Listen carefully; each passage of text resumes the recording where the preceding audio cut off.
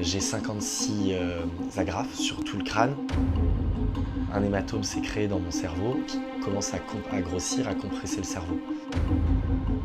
30 minutes sans intervention, j'étais mort. 25 minutes, j'étais dans le coma. C'était une agression totalement au hasard. Ça aurait pu être n'importe qui, c'est tombé sur moi. Je m'appelle Cyril, j'ai été choisi au hasard pour mourir. Moi j'arrive à New York, la ville est en elle-même fabuleuse et on s'émerveille à chaque fois. Ce qui me marque à New York, c'est l'ambiance de la ville. C'est les gens, c'est les styles, les looks des personnes, c'est la liberté qu'on ressent dans cette ville. Le début de séjour est idyllique, quoi. Il est parfait, il y a zéro fausse note.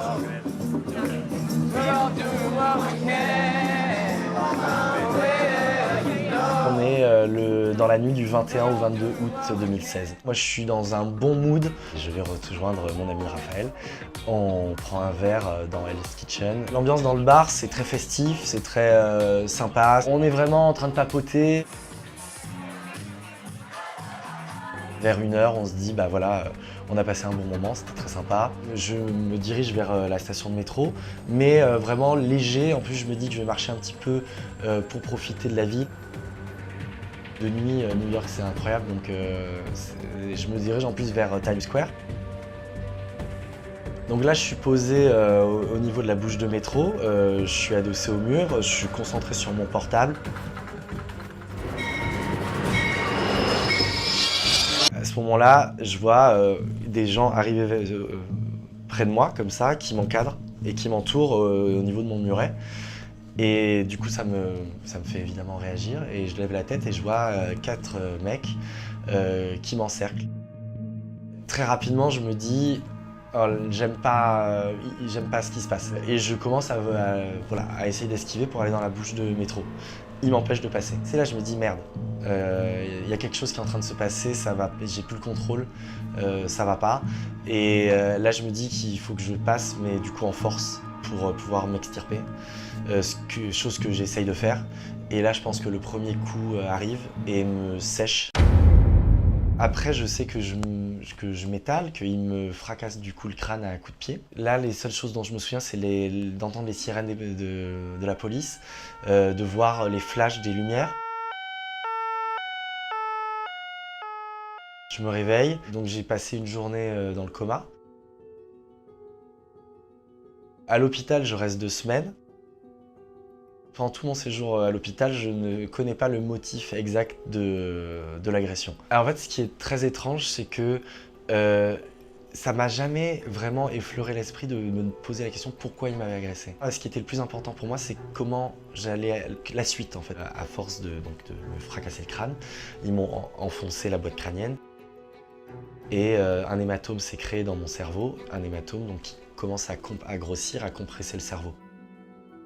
30 minutes sans intervention, j'étais mort.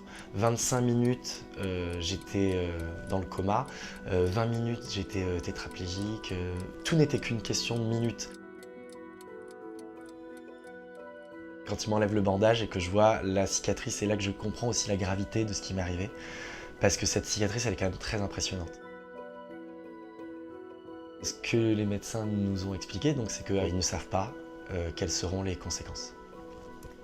Pour l'instant, je ne marche pas et je ne peux plus bouger. Je suis là, pour l'instant, je suis alité, amorphe. Quand on m'explique ça, je me dis que c'est pas possible. Je me dis que c'est juste impossible. J'ai une vie trop dense, trop trépidante. Enfin, ça peut pas être possible que ma vie elle soit entre parenthèses comme ça d'un coup.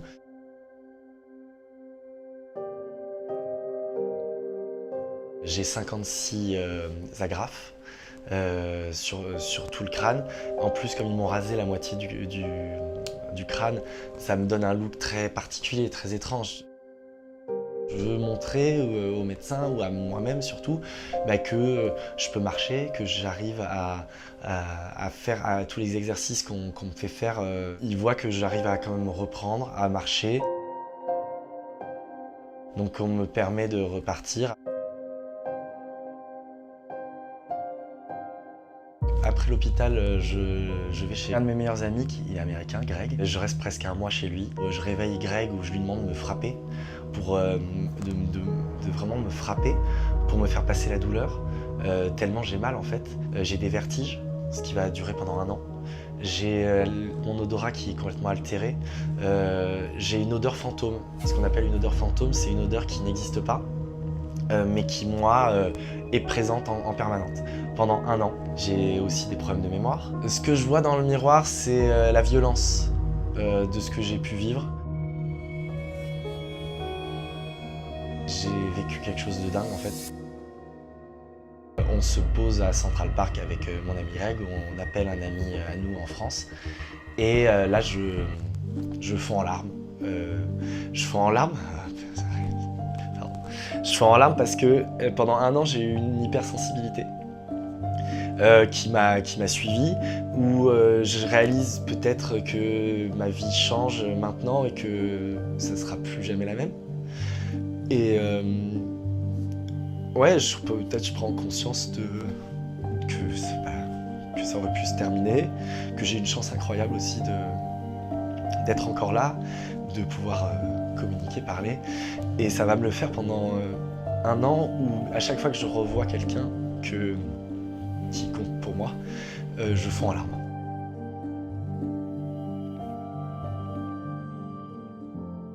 Je me remets doucement chez Greg, ça va un peu mieux. Les vertiges finalement, j'ai un manque d'équilibre, mais ça m'empêche pas de vivre. La mémoire, je travaille dessus, donc ça va aller. Ça y est, je remarche, j'arrive à courir même, à nager, donc c'est bon, je vais reprendre ma vie, quoi. Et là maintenant, j'ai plus aucune séquelle à part cette cicatrice et la plaque que je garderai à vie. Tout va bien, donc j'ai beaucoup de chance. Au bout d'un moment, donc je repars au bout d'un peu plus d'1 mois de Manhattan. En rentrant à Paris, je reprends petit à petit ma vie. Et donc les États-Unis m'appellent. La police nous contacte et il nous dit que voilà, potentiellement c'est un gang qui m'a agressé. Et il nous explique que donc, pour rentrer dans un gang, il y a une initiation de gang et c'est un jeune qui doit prouver sa valeur et il doit défoncer la tête ou normalement tuer la première personne venue, c'est-à-dire quelqu'un qu'on l'aura désigné, on lui aura dit tiens, celui-ci, c'est lui. Et cette personne, c'est moi. C'est-à-dire que j'étais au mauvais endroit au mauvais moment. C'était une agression totalement au hasard, ça aurait pu être n'importe qui, c'est tombé sur moi. Mes agresseurs de ce gang ont été retrouvés grâce aux images notamment de surveillance. Ils me demandent donc de venir témoigner et je leur explique que c'est impossible, je viens de rentrer de France, ça fait 4 jours que je suis rentré. Donc malheureusement, j'ai pas donné suite, donc ils n'ont pas été inculpés. J'aurais voulu qu'ils soient inculpés parce que je veux pas que ça arrive à quelqu'un d'autre en fait. La plainte a été enregistrée. L'État de New York m'a donné 100 €. Merci l'État de New York. Et donc après il a fallu payer aussi tous les frais médicaux aux États-Unis et j'en ai eu pour 200 000 €. Donc heureusement c'est mon assurance en France qui a réussi à prendre tout en charge, j'ai rien payé. 3 ans après mon agression, je postule à Koh-Lanta, je sais que je veux faire l'émission, voilà, c'est un grand rêve de faire cette émission. Et ils me prennent. C'est un pied de nez à ce qui m'est arrivé. Je me dis, waouh, regarde, j'arrive à faire un truc qui te met en danger et qui fait mal au corps. Et aussi, j'ai envie de montrer à des gens qui ont pu vivre des choses graves, dures, qu'on peut se dépasser. Merci à toutes les personnes qui sont intervenues, les médecins, les ambulanciers, la personne qui a téléphoné, ça c'est tellement important de ne pas être inactif, de ne pas rien faire. Voilà, il faut, même si c'est juste un coup de téléphone, ça n'est pas rien. Ça sauve des vies, la preuve. Et je suis tellement content de vivre cette seconde chance à bras le corps et j'ai encore plein de choses à faire.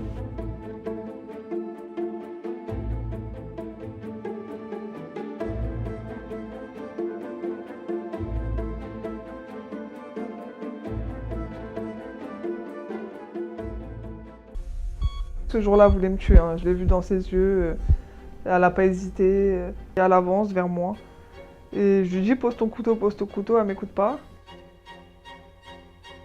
Je me suis pris le coup de couteau dans la côte. Je la considérais comme ma grande sœur.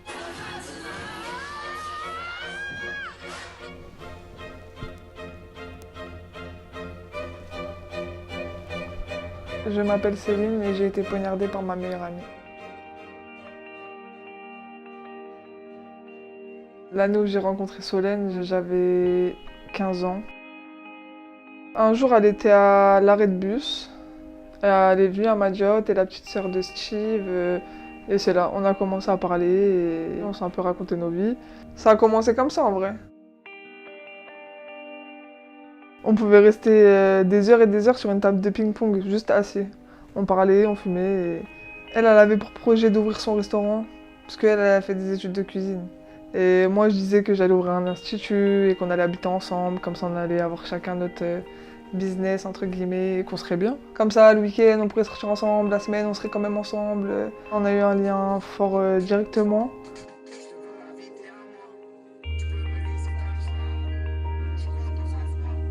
Tous les jours, on se voyait. On avait vraiment la même vie à peu près. Je parlais qu'à elle, je racontais ma vie qu'à elle. Elle me disait, t'es ma petite sœur, tu dois m'écouter, faut pas que tu fasses ça. Plus on avançait, plus on devenait fusionnels.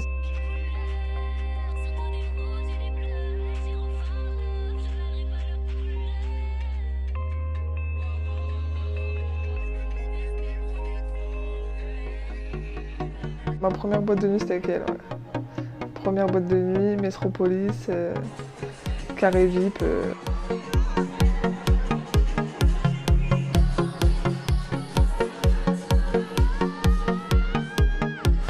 En fait, elle a habité chez ma mère parce que sa mère, elle l'avait mis dehors. Elle s'est vite intégrée dans ma famille parce qu'elle venait déjà souvent. Et on était H24. Là, c'était vraiment H24. Nous, jour, nuit, on dormait dans la même chambre, dans le même lit. On fumait, on mangeait, on regardait Netflix. On aimait bien ce mood-là.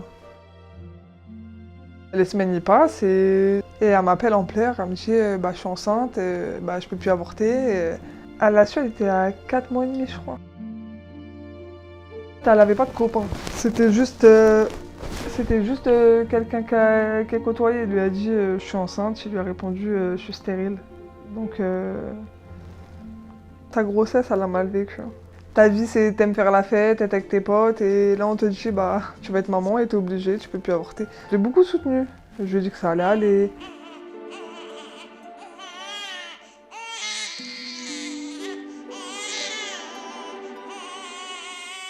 Oui, j'étais fière de l'avoir avec son bébé, parce qu'en plus elle a fait un beau bébé.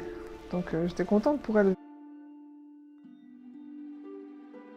Elle est rentrée, elle se retrouve toute seule avec son bébé. Je pense qu'elle l'a très mal vécu. Bon, elle savait que si elle avait besoin, couche, lait, courses, je faisais un décroché et je passais. Oh, mais pourquoi je l'ai pas celui-là?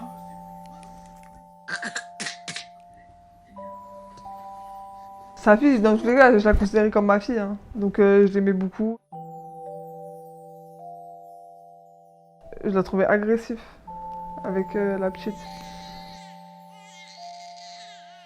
Elle secoue sa fille, elle dit ferme ta gueule, ferme ta gueule. Tu regardes ton bébé, il a même pas 1 an, tu t'es là, tu le secoues, c'est super dangereux déjà. Elle lui disait concrètement, t'es l'erreur de ma vie, j'aurais préféré ne pas t'avoir. Je me disais, elle assume pas son rôle de mère, t'as fait une bêtise, maintenant tu dois assumer, c'est un être humain, c'est un bébé. Donc moi, à partir de là, j'ai fait le signalement aux assistantes sociales parce que j'ai vu qu'elle maltraitait sa fille, j'ai entendu aussi qu'elle maltraitait sa fille. J'ai fait en anonyme. Mais je me cachais pas que c'était moi.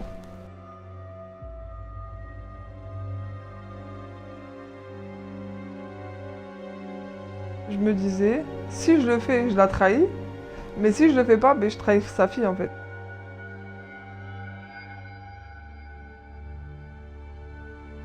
J'entends des gens me dire que elle veut me frapper. Moi j'ai répondu, elle sait où j'habite. Hein.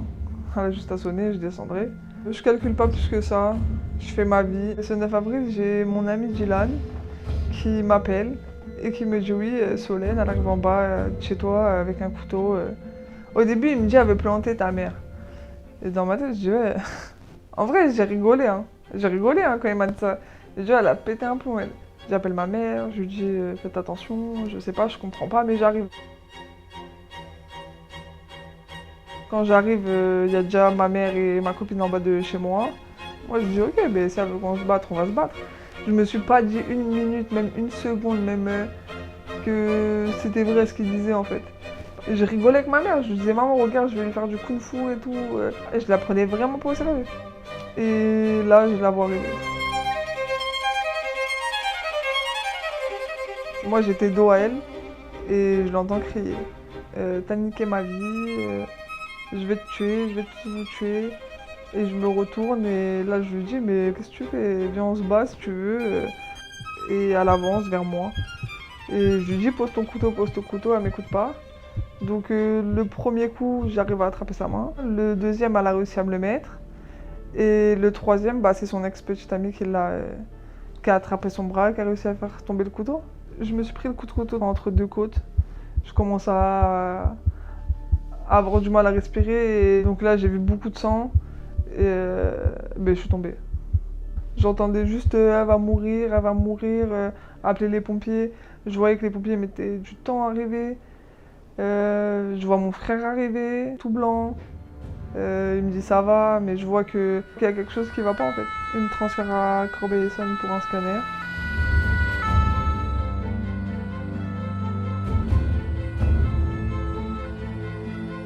Il m'opère le soir même, dans la nuit. Je pense qu'à 2 h du matin, j'étais au bloc.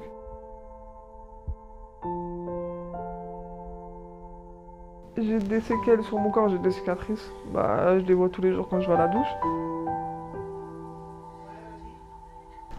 Après, psychologiquement, j'ai pris un coup. Hein. Mais j'en ai vécu d'autres, donc je me dis, ça peut que aller. Hein. Les gendarmes, ils lui ont dit oui, c'est toi. Elle a dit oui, c'est moi. Ils l'ont pris et elle est en prison, dans l'attente du jugement. Je la revois pas jusqu'à 19 septembre 2022. Le jour du procès, je l'ai appréhendé ce jour-là parce que ça faisait 2 ans et demi que je l'avais pas vue. J'avais peur que elle ait pris un coup en prison. En vrai, je me suis dit, est-ce qu'elle va être folle? Ça a duré 3 jours. On a tout refait, et les mêmes questions, et les mêmes faits. Après, ils ont montré le couteau. C'était long et c'était dur. Je voulais que la tentative d'assassinat avec préméditation elle soit appliquée parce que moi je l'ai vu hein, que ce jour-là voulait me tuer. Hein. Je l'ai vu dans ses yeux. Elle n'a pas hésité. Le verdict du procès, c'est 9 ans pour tentative d'assassinat avec préméditation. Ça m'a fait de la peine quand ils ont dit 9 ans quand même. Je demande à mon avocate si je peux lui parler. Il me dit oui et j'y vais et je lui dis... Elle était en train de pleurer, je lui dis je te pardonne mais j'oublie pas. Parce que je vais jamais oublier dans tous les cas. Mais je voulais soulager ma conscience. Pourquoi tu lui pardonnes?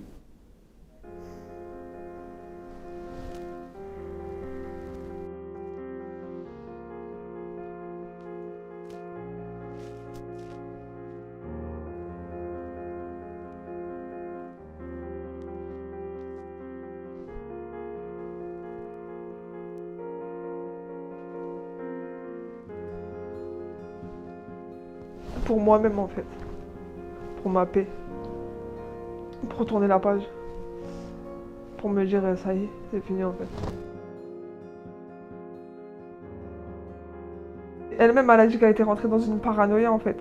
Elle pensait que tout le monde était contre elle. Donc je me suis dit en fait, c'est juste elle a pété un plomb en fait. Je me sens libérée parce que ça y est, c'est passé. Je sais que je vais plus jamais la revoir. Et voilà, c'est... Malgré que ça me fait de la peine,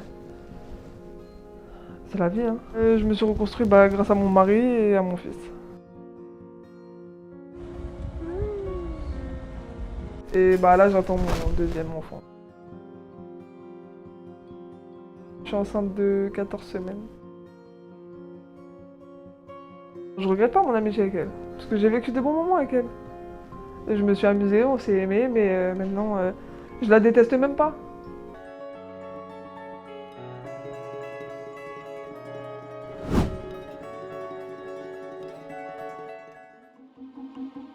Je sais que t'habites ici. Ce mec en question, il avait quelque chose contre moi. Je vais tout faire pour te retrouver. On évitait de prendre le métro pour éviter de le croiser. Je vais aller partout s'il faut pour t'attraper. Ce jour-là, à 14h, il y a un mec qui me tape l'épaule. Je me retourne et là, je le reconnais. Il sort un grand couteau. Dans ma tête, je me dis, je vais mourir. Je m'appelle Arminio et j'ai risqué ma vie pour sauver ma meilleure amie d'une agression. Alors, Lucille, on s'est rencontrés il y a à peu près 2 ans. Je suis tout le temps chez Lucille et on passe la plupart de notre temps ensemble. On va tout le temps en vacances. En fait, je sais pas, j'ai l'impression d'avoir trouvé peut-être moi en féminin. C'est ma meilleure amie, quoi. La première fois qu'on a entendu parler de ce mec, c'est quand Lucille recevait des messages assez chelous de plusieurs mecs. Et il y avait ce mec en question qui, lui, insistait beaucoup. Et il lui envoyait des messages faut qu'on se voit, j'ai besoin de te voir, il faut qu'on parle. Enfin, comme s'ils avaient déjà eu une relation alors qu'ils ne se connaissent pas du tout et c'est ça le problème. Viens, on se voit, comme je t'ai dit. On passe la soirée ensemble. On se prend pas la tête et puis voilà. On a commencé à en parler à partir du moment où il a commencé à faire des vidéos où il disait Lucille, tu vas voir, je vais te tuer, je vais te vivre, je vais vivre ton frère, je vais le sauver. Plein de trucs comme ça. Je vais aller partout s'il faut pour t'attraper. Il pensait que moi et Lucille, on avait une relation. Donc ça veut dire que c'était un peu plus hard pour Lucille. Tu fais trop la meuf sur TikTok. Redescends sa clocharde. T'es pas une princesse. Il avait quelque chose contre moi aussi. Les messages qu'il m'envoyait, oh là là. Il m'envoyait gros PD, toi, je vais t'attraper, tu vas voir, je vais tous vous tuer. J'ai pas répondu, j'ai juste screen et j'ai envoyé à Lucille. Je me suis dit, il est fou, donc bon, je vais pas lui répondre et voilà. Et au début, je savais pas du tout l'importance que ça allait prendre. On s'est rendu compte que ça pouvait être dangereux à partir du moment où ces vidéos étaient dans la ville de Lucille. Je sais que t'habites ici.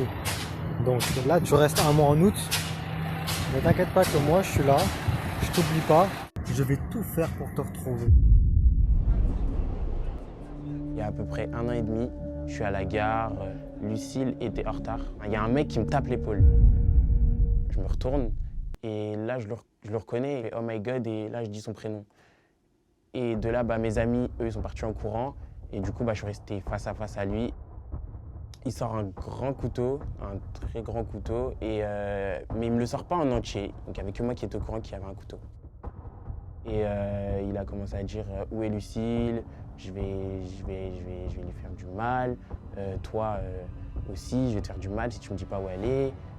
Je vous ai déjà prévenu. Enfin, il insistait.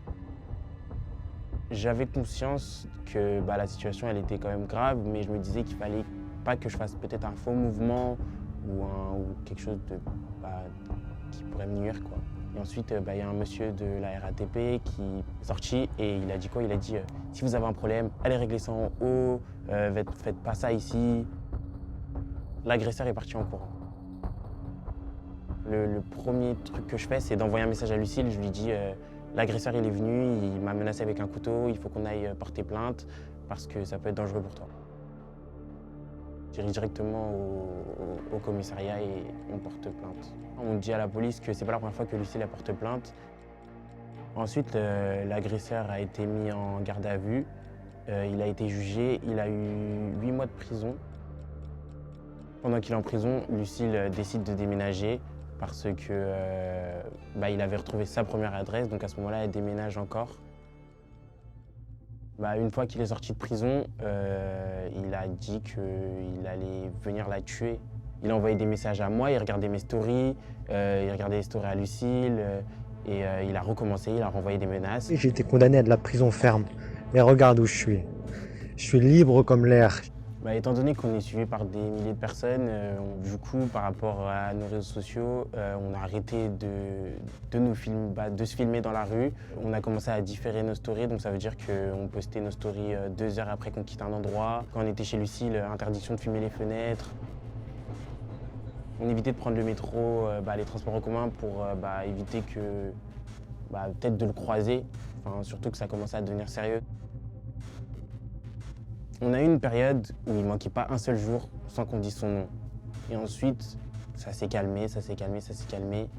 Et après, il est revenu d'un coup. Ce jour-là, moi, je devais me rendre chez Lucille. J'arrive devant le hall du bâtiment et je vois l'ami de Lucille. Je vais le voir, je lui dis bonjour. Et une fois que je tourne ma tête à gauche, je vois l'harceleur du coup, et je le reconnais directement. Et je lui dis, qu'est-ce que tu fous là? Mon ami a commencé à lui dire, il a un couteau, il a un couteau. Du coup, à partir de là, je l'attrape par derrière, et sauf que moi, je suis pas un professionnel, donc il continuait toujours à se palper, et il a réussi à sortir son couteau finalement. Tout passait vite en fait, tout était rapide. Tu vois tous les coups de couteau arriver, tu essayes de les esquiver, tu fais du mieux que tu peux pour te défendre. Même avec mon sac, j'essayais vraiment de faire en sorte qu'il ne me touche pas. Les coups de couteau, ils étaient même pas dirigés vers mon visage, ni mes jambes, ni rien du tout. Ils étaient vraiment là sur les zones les plus sensibles. Ils m'attaquaient sans s'arrêter. Donc ils voulaient me tuer quoi. Et à un moment donné, il a réussi à me mettre un coup de couteau sur mon épaule ici. J'ai vu du sang et mon pull coupé. Dans ma tête, je me dis, je vais mourir. Je sentais plus mon corps. Il y avait juste la situation en face de moi et mon corps, il n'était pas là. Donc je me suis mis à crier, donc j'ai crié de toutes mes forces. Et je dis, laisse-moi, laisse-moi, laisse-moi le plus fort que je peux.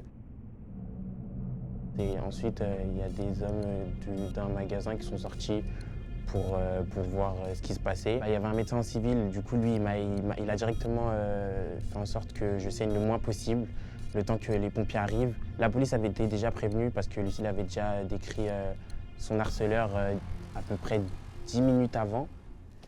L'agresseur prend la fuite et pendant qu'il prend la fuite, il n'a pas réussi à fuir le plus loin possible et du coup la police a réussi à l'attraper. L'agresseur est placé en prison, donc il va être jugé bientôt pour mon agression et pour l'harcèlement qu'il a eu envers Lucille. On m'emmène en urgence et ensuite on m'opère directement pour refermer ma plaie. C'est une plaie de 15 cm de longueur et à peu près de 7 cm à l'intérieur de mon bras. Vous voyez dans mon bras, je voyais mon muscle, je voyais aussi ma graisse, je voyais tout. Je voyais vraiment tout à l'intérieur. Ils m'ont recousu la plaie et ils m'ont fait ensuite cette pointe de suture, je crois.